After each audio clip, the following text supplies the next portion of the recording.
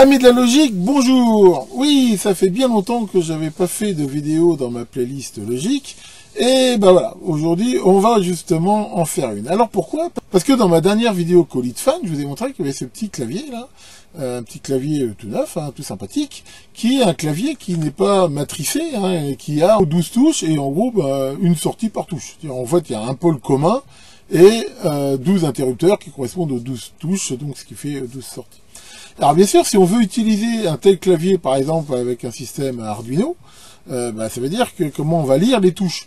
Alors le plus simple, on peut se dire, voilà, je branche chaque sortie sur une des entrées de l'Arduino logique. Ça c'est bien sûr tout à fait possible, mais c'est un petit peu dommage. D'abord parce que souvent il n'y aura qu'une touche utilisée à la fois, et en même temps ça va comme bouffer 12 entrées-sorties, ce qui est quand même assez énorme. Alors, il y a plein de solutions à ça. On pourrait utiliser par exemple un petit circuit d'entrée-sortie I2C qui rajoute par exemple 8 entrées en utilisant le bus I2C. On voit que 8 entrées ça suffit pas vu que là il y a 12 touches. Mais enfin bon, on pourrait rajouter 2 circuits. Mais enfin voilà, déjà ça serait relativement un petit peu plus lourd au niveau de la programmation. Puis ça fait quand même du câblage. Or moi pour régler ce problème-là, tout de suite j'ai pensé à un circuit logique que j'ai que j'ai pas mal utilisé en fait dans le temps, et qui n'est pas forcément un circuit très connu, qui est ce qu'on appelle un encodeur de priorité. Et comme on va le voir, avec ce genre de circuit, décoder un clavier comme ça, s'il n'y a pas énormément de touches, c'est quelque chose de relativement facile.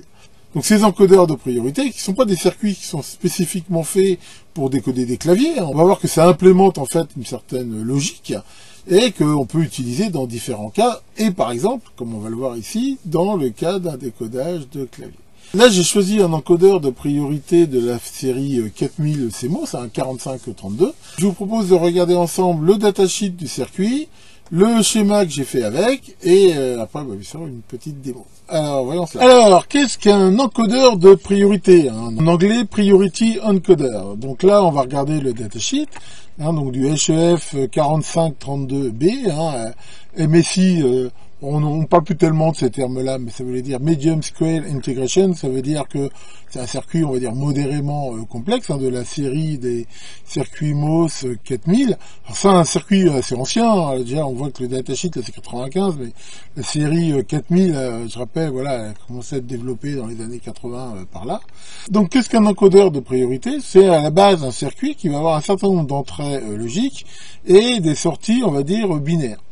Et je rappelle qu'on peut représenter chaque chiffre par un codage binaire correspondant. 0 ça fait 0, 0, 0, 1 ça fait 1, 0, 0, 2 ça fait 0, 1, 0, 0, et ainsi de suite.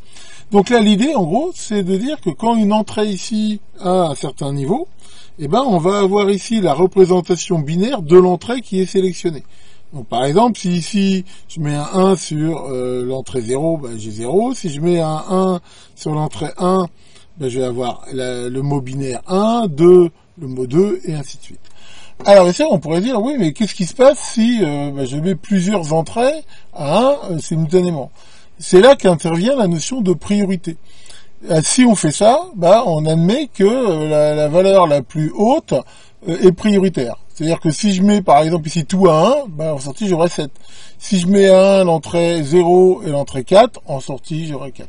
C'est pour ça qu'on appelle ça encodeur de priorité, parce que en gros, ça donne ici la valeur de sortie de celui qui a la plus haute priorité. Donc voilà ce que c'est qu'un encodeur de priorité, sachant qu'il y a éventuellement, comme on peut le voir ici, des circuits en plus, en particulier E-in, E-out. Alors E-in, E-out, en gros, c'est un système qui va permettre de les cascader. Comme on peut le voir, cet encodeur de priorité a 8 entrées. 8 entrées, c'est bien, mais si j'en ai plus, comment je fais? On peut les cascader. C'est-à-dire avec 2 circuits, j'en aurai 16, et ainsi de suite. Donc ça, c'est à quoi servent E-in et E-out. Et ici, le GS, en fait, le GS, ça permet de savoir qu'une entrée est à 0. Oui, parce que, comme on peut le voir, la représentation de 0 en binaire, c'est 0. Ça veut dire qu'en gros, il ne saurait pas tellement faire la différence entre l'entrée 0 est sélectionnée et aucune entrée sélectionnée. C'est à ça que sert GS. En fait, GS passe à 1, et une des entrées ici, d'ailleurs on voit ici que ça correspond à cette porte OU. Donc voilà, en gros, comment ça fonctionne. Bon, après, je vous passe les trucs, on voit le brochage, on voit la logique interne. Donc là, c'est là qu'on voit que c'est Medium Square Integration, parce qu'on peut voir que voilà, ça intègre quand même un certain nombre de portes logiques. Et on retrouve ici la table de vérité. Donc là, on peut voir que le E, en fait, c'est le enable. Lui, il permet en gros de bloquer le système quand l'entrée E est à 0.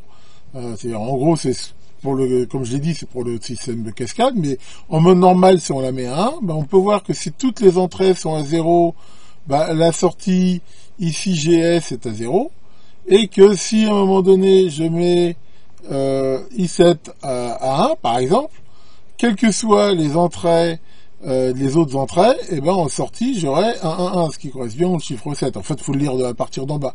C'est-à-dire que là, on voit que quand tout est à 0, ici, j'ai bien la représentation binaire 0, 0, 0. Voilà. Et quand c'est 1, voilà, ici, j'ai bien 1, 2, 3, 4, et ainsi de suite. Sachant que là, pourquoi ici c'est X? Parce que X, dans les tables de vérité, je rappelle que ça veut dire qu'en gros, on s'en fout. C'est-à-dire que si là, l'entrée 1 est à 1, quelle que soit la valeur de 0, ça change strictement rien. C'est pour ça ici qu'il y a ce X, et c'est pour ça que on retrouve ici cette notion de priorité, dans la mesure où plus une entrée de rang élevé est sélectionnée, en gros, toutes celles de rang moins élevé, à la limite, on se fout ici de leur valeur. Donc voilà, on retrouve ici les équations logiques. Bon, après, tout le reste, les temps de propagation, les timings, tout ça, on s'en fout un peu.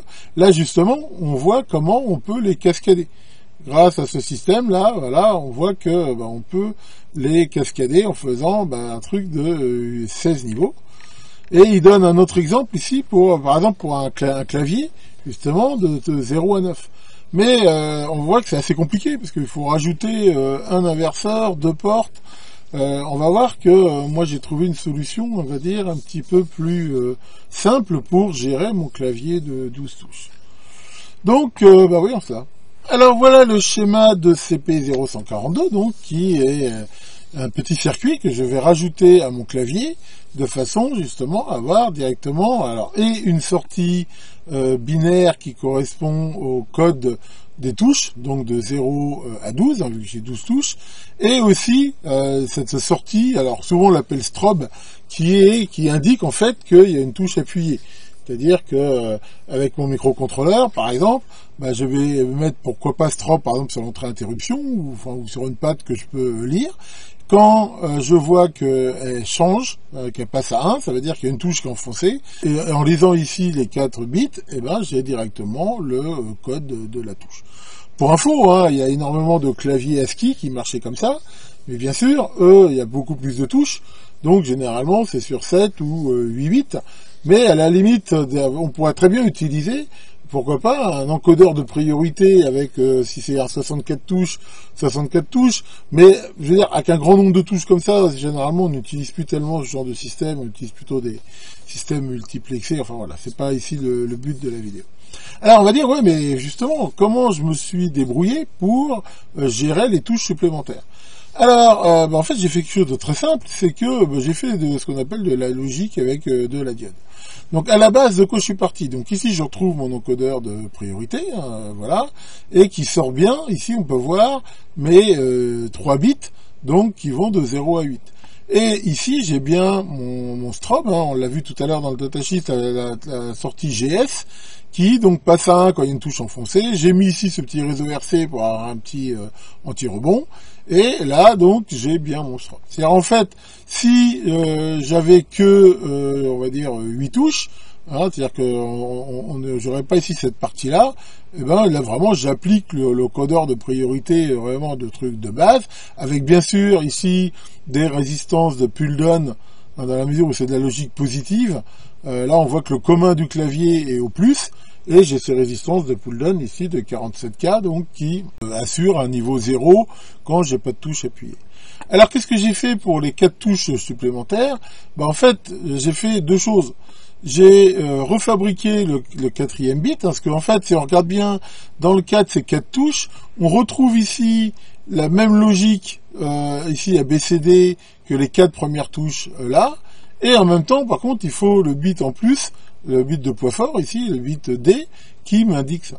Donc j'ai fait ça avec des diodes. Ça, c'est une porte OU câblée faite avec des diodes, hein. C'est-à-dire que là, on voit que il suffit qu'une des entrées ici soit 1 pour que, je veux dire, les diodes ici soient passantes, et ici, donc j'ai bien un 1. Et en même temps, si par exemple j'appuie sur la touche 8, on voit que grâce à cette diode-là, je simule en même temps la touche 0 ici. En fait, c'est comme si je mettais une sorte de clavier en parallèle sur celui-là, mais qui a donc cette sortie D ici en plus. Et en faisant ça, voilà, je code là mes 4 bits supplémentaires. Et je me retrouve avec mon circuit. Bon, après, là, j'ai mis, comme d'habitude, un petit TVS de protection, un petit condensateur de découplage, et voilà. Donc, comme on peut voir, c'est vraiment quelque chose de très très simple. Au niveau de la lecture du code, ça sera aussi quelque chose de très simple. Et voilà donc un exemple d'utilisation vraiment typique de ce genre d'encodeur de priorité. Donc maintenant, j'ai bien sûr fabriqué ce circuit, et je vais vous le montrer et vous faire une démo. Donc, ça y est, j'ai câblé le BNU sur une petite plaque de protoboard. Alors, voilà, là j'ai choisi de faire relativement serré. Alors bien sûr, ce qui m'a aidé, j'ai choisi ici un réseau de résistance de 47K. Ce qui est un peu plus rare, mais j'en ai pas mal, c'est des réseaux de diodes ici. Donc ça aide aussi, voilà, en faisant moins de composants séparés à mettre. Donc là, on retrouve le circuit encodeur de priorité et le connecteur, donc pour utiliser le clavier. Et en dessous, voilà, là j'ai le connecteur qui va sur le clavier et on peut voir, voilà, donc là j'ai mixé un petit peu, il y a à la fois du fil de wrapping et quand je fais des câblages, comme ça il y a beaucoup de connexions, je prends du fil cuivré thermosoudable qui permet de faire des connexions. Bon voilà, c'est un petit travail de précision, mais ça fait un circuit ici tout à fait clean. Alors maintenant on va l'essayer. Alors ça y est, nous allons pouvoir tester mon encodeur de clavier. Alors pour ça, j'utilise mon Super CP0081, je vous ai déjà présenté. Et donc, qu'est-ce que j'ai fait? J'ai branché sur les LED ici, 1, 2, 3, 4, les sorties, donc on va dire binaires ABCD du système, et le strobe sur le jaune. Donc là, on voit que si j'appuie la touche 0, on voit bien que j'ai le strobe donc qui indique qu'il y a une touche appuyée, et bien sûr le code de la touche est 0. Si maintenant je fais 1, voilà, on voit bien que j'ai cette LED là, donc ça en binaire c'est bien 1, là j'ai 2, on voit que c'est bien 2 en binaire, 3, 4, 5, 6, 7, 8, 9, A et B. Et voilà, donc là on voit que ça marche absolument comme prévu. Et ça fonctionne très bien. Donc grâce à ce petit circuit, on voit qu'il est fait avec un seul circuit intégré, j'ai maintenant quelque chose de facile à décoder. Et si je veux décoder ça avec un Arduino, par exemple, l'avantage c'est que je lirai directement le code binaire de la touche, et donc je serai prévenu quand il y a une touche par le système ici strobe, qui est équipé de ce petit anti-rebond. Et voilà, on peut voir que ça fonctionne très bien.